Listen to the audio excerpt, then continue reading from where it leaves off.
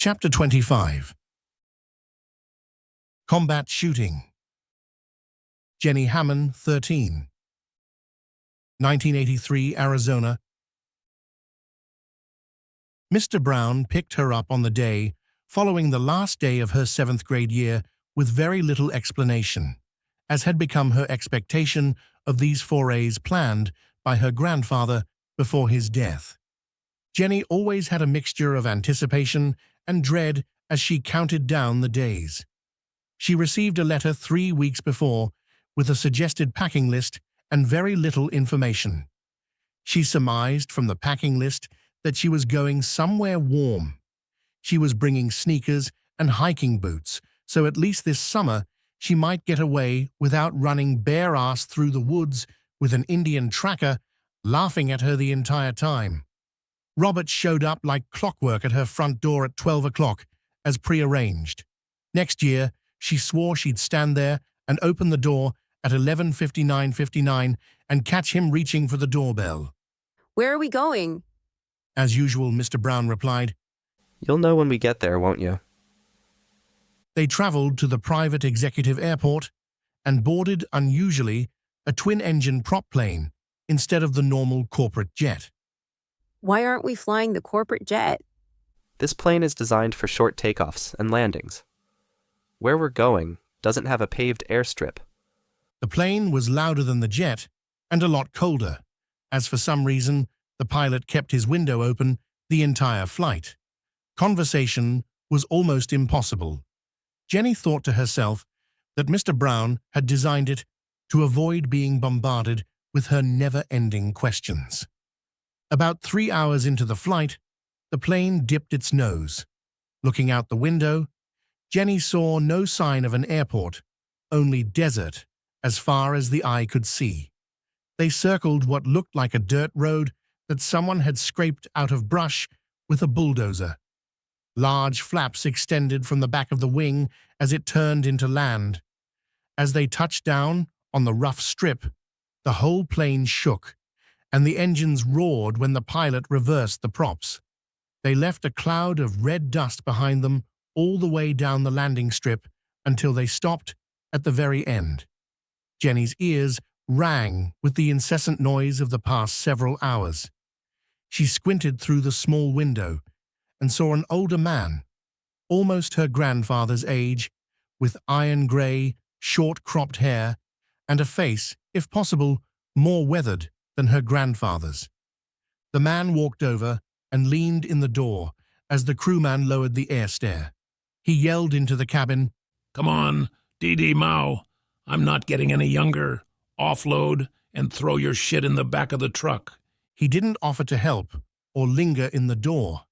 By the time Jenny tripped over the pile of duffel bags, he was already back in his truck, looking out of the window impatiently.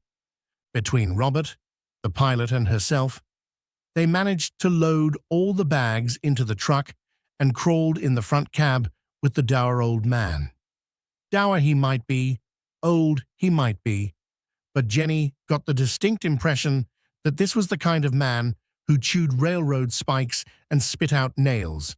As her grandfather used to say, they'd no more than closed the door when the man stomped the accelerator. They were off down a gravel road at a speed far higher than was safe. "Welcome to the world's premier combat shooting facility. I'll be your private instructor for the next 6 weeks. I've never done a one-on-one course before, but then again, I never saw that many zeros on a check all at the same time either." He laughed. He took them to a large 2-story bunkhouse. The bottom floor was mostly one large open room with a lounge area, but the rest of it was lined along both sides with what looked like workbenches. Several men were sitting on the couches reading, and a few were at the benches with various weapons in differing states of disassemble. All eyes turned to them as they entered the room. The looks turned from curious to puzzled as they examined Mr. Brown, who did not look like the normal patrons of this facility. Their eyebrows rose even higher as they turned to Jenny. What kind of man brought his daughter with him to a training course like this? This is the common area. You can sit around and jaw if you like. You'll be assigned a bench to clean your weapons. PT, 500, breakfast 600, lunch 1200, and dinner is at 1900. Turning to Jenny, he added, Your room is upstairs. You're in 9. Almost as an afterthought, he turned to Mr. Brown. You can stay in 10 across the hall. Don't get in anyone's way. He led them upstairs to a very small room with a cot, a small desk, and a chair. He dropped a pile of books, a calculator, wind meter, and weather station on the desk. You'd best start studying. I'll be back at 0500. There will be a test.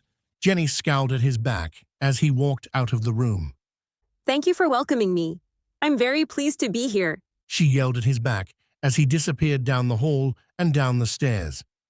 Welcome to Rear Sight, the finest combat tactical shooting academy in... The voice echoed back up the stairs to Jenny as the man walked away. Asshole. She stared at the pile of books. School was supposed to be over. She thought they were learning to shoot. Where were all the guns? She learned that 0500 meant in the middle of the night. She was woken up by a fist banging on her door. She had hardly gotten any sleep as she was up late cramming for his test. Her scowl was every bit the match of his own when she answered the door in her footy pajamas. Breakfast was preceded by an hour of PT, as he called it. She had other terms for it. This was not her idea of a fun summer adventure. What the hell does doing jumping jacks in the middle of the freezing night in a dusty-ass desert have to do with shooting? And about that, this was the desert. Weren't deserts supposed to be all hot and have camels and things all over? It looked like this year might actually be worse than the last. To his amazement, Jenny passed his test. She had kept Mr. Brown up all night, forcing him to explain the math to her. Why did there have to be math in shooting? It wasn't fair. Shooting was supposed to be fun. Her instructor looked at her suspiciously, but he said she had passed and earned the right to pick out a gun. As they walked to another building, he explained that they had paid for her to take the full course load of all 4 disciplines, which was why she would be staying there for 6 weeks. She would be trained in combat pistol, rifle, shotgun, and long-range shooting. As such, she would need a full complement of weapons. He side-eyed her and muttered something about midgets. He was walking too fast for her to catch up to kick him. When he unlocked and opened the door, Jenny thought she had died and gone to heaven. The long building was lined down both sides with racks of guns, every kind she could imagine and ones she had never seen before. Every wall held racks of weapons, and they even hung on the wall above the racks when they were too big to fit. At the far end, a huge gun sat on its own tripod. It took up the whole end of the room. We'll need to find you something that will fit and work for you. No. She was pointing emphatically to the M2 Browning 50 caliber machine gun at the end of the room. So began the negotiation. First, let's settle on a rifle. I want to shoot that one. She said, pointing again to the big 50. No, He repeated. Why not? because that one is a crew-served machine gun and not on your curriculum. Jenny screwed up her face. Instead of continuing to whine, a thoughtful look came across her face. Can I shoot it if I do really good in the course? He thought about that. No way was she going to do well enough to impress him. Hell, he'd be surprised if she didn't give up and head home halfway through training. God knows enough full-grown men had done so. Okay, here's the deal. You pass the course and impress me enough, and we'll see about letting you rock and roll like the big boys. She beamed back to him and said, It's a deal. she was already walking down the rows. It will need to be something that will match your stature and length of pull. She pointed to another, and he sighed as he took the FAL from the rack. You have to be able to move with it. He hung the sling around her shoulder. The barrel went thud as it hit and dragged on the ground. She scowled again as he put it back in the rack and took down a Mini 14. He looked at her and had her hold it and sight down it. He looked at the fit and shook his head as he took it back. Walking down the line, he paused and looked back at her and took down a Car 15. He pushed in a button, compressing the stock, then slid it out one notch. He had her aim down it as he walked around her, studying the fit and correcting her stance. That will do. Next, they moved to the other side of the room where the wall was covered with handguns. We'll need to find you something that won't be too big for your hands, with manageable recoil. Dirty Harry. She had found a Model 29 and was reciting the lines from the movie as she aimed at an imaginary crook. She needed both hands to fit around the large grips of the gun to hold it. The instructor shook his head as he eyed the options on the wall. There were revolvers smaller than the Model 29, with frames small enough for her hands, but the recoil would be harsher than an automatic. He took down and examined a 1911 in .38 Super. He started to walk over to her as she defeated the hoodlums to test the fit in her hands. It's heavy. She noted as she held the gun out. The frame was still too big for her hands, front to back, even with the thinner grips. The weight will help to make it manageable for you, but the grip is still too big. I'll use Grandpa's gun. It's the one he taught me with. It's a SIG P2-10. We brought it with us. Jenny responded. He paused. That's interesting. They are good guns, even if they are in 9mm. That might be a good fit for you. As she continued to play with the 29, he went over to a rack of shotguns. Working his way down them, he looked for something he had not had to use for a while. That banker had insisted that his wife take the course with him. It was the last time he had a woman take one of his courses, for good reason. It was still there. He pulled out an Ithaca 34 defense model in 20 gauge with a shortened stock. He called her over and checked its fit. I have a new type of sight you might like to try. It's an occluded eye sight. You'll need a pad to raise the comb, but I can have the sight mounted by the end of the week. He led her over to a rack of bolt-action rifles. He took down one that was hanging on the wall above the rack. It has a camouflage stock and a large scope on top of it. This is an M40A1 in .308. It's the standard sniper rifle used by the Marines, but it's rather heavy. Putting it back on the wall, he looked down the rack until he found another rifle with a wooden stock. This is something new. It's in a new cartridge, 7mm .08. It's the same Remington 700 action, but quite a bit lighter. It has a higher muzzle velocity, and the 145 grain bullet has a high ballistic coefficient. Do you understand what that means? It means the bullet won't slow down and you can shoot bad guys from a really long way away. He couldn't help smiling. I'll get a scope mounted to it. What's your target? It's a silhouette. It's 30 inches tall. What's your range? It's 1 mil. Jenny consulted her card with the table on it. It's 833 yards. What's your wind? She had measured it here with the wind meter, but she knew that was not what he meant. She turned the focus back to about halfway to the target, 400 yards. It was blurry now, but she focused not on the target, but on the waves in the image. Left to right, they're blowing almost straight across the image. Are they still wavy or straight? Wavy. That's about 10 miles an hour. What's your hold? Jenny hated math. It took her longer than it should. She knew he was getting impatient when she finally answered.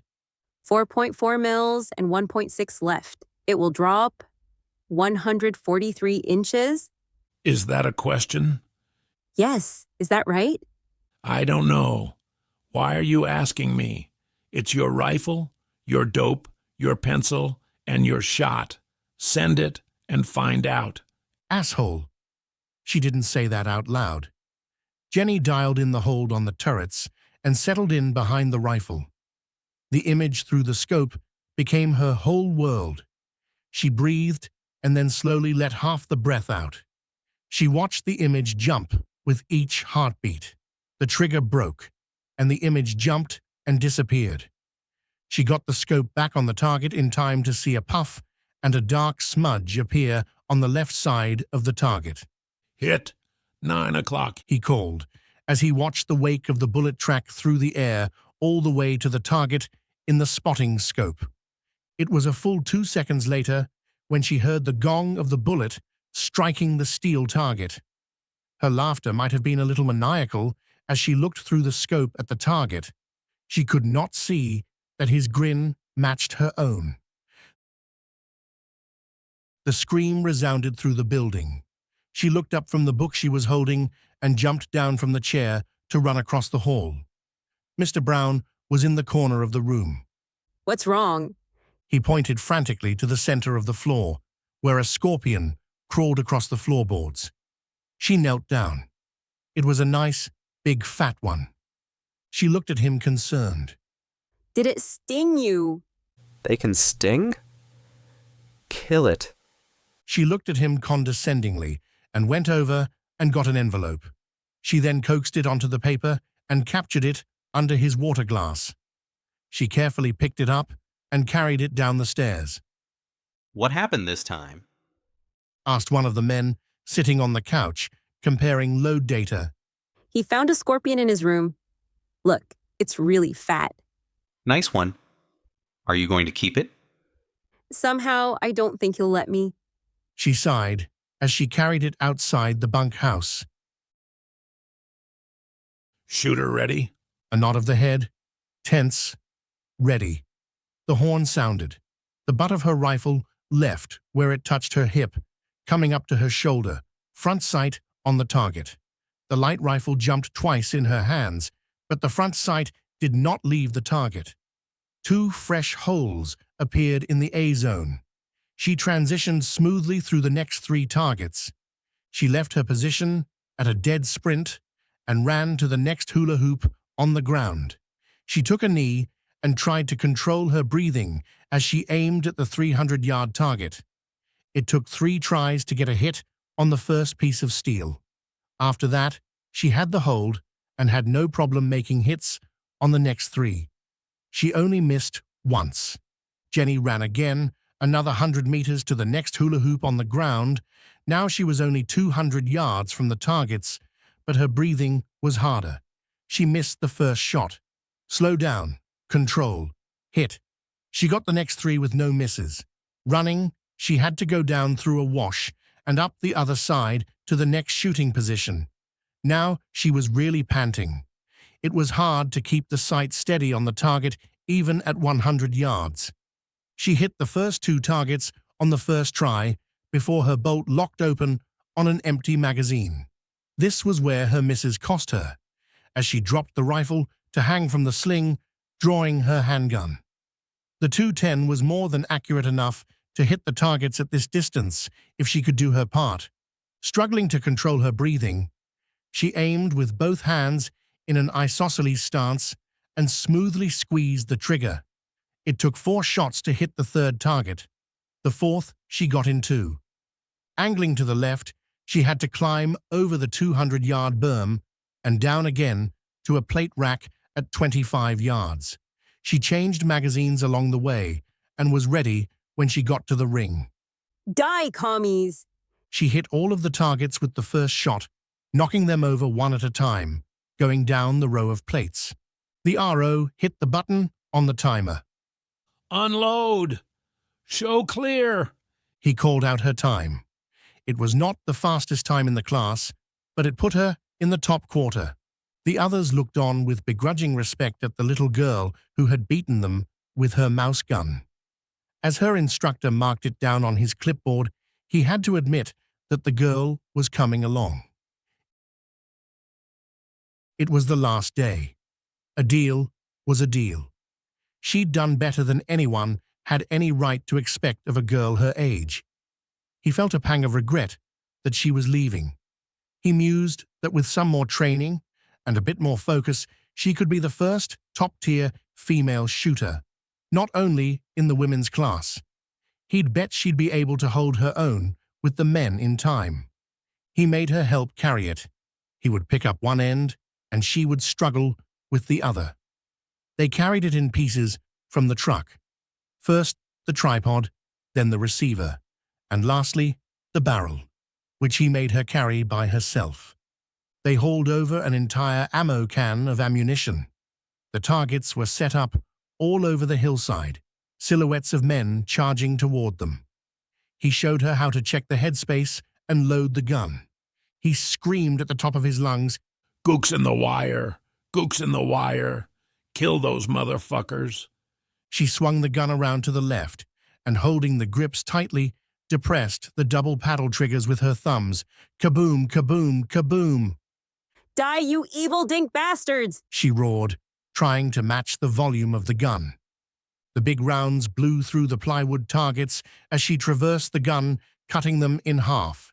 He smiled like a proud father. All too soon, the belt ran dry. She looked over, realizing what had happened. Is there any more? I brought another case, He said, shaking his head. She barked. Don't just stand there. Reload before we're overrun. There might have been a tear in his eye as he ran to the truck and heard her laughing and yelling. You want some? How about you? Plenty more where that came from. Come and get it. It was probably the smoke from the machine gun.